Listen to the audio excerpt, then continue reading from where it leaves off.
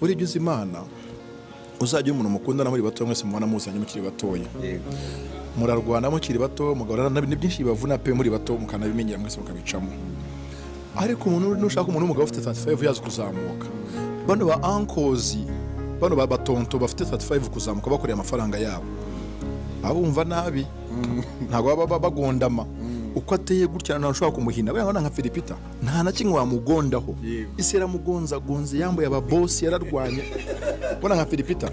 yagiye muri beef na Makanyaga muri 2 ajya muri beef na Bad Boys muri 2010 ubu ngari muri beef na Diezdora umva ko umuntu abimenyereye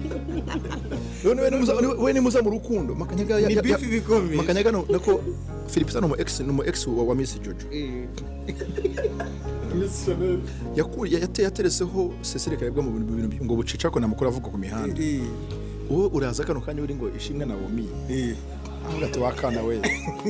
ibyo we uriya mubana ari umwafande mubaza nk'umukunzi wa Rocky yambaye ababosi yarashwanye yakoze ibiki afite amanyanga ameze nka Dumba abantu bakuze Dumba arakuze kesotse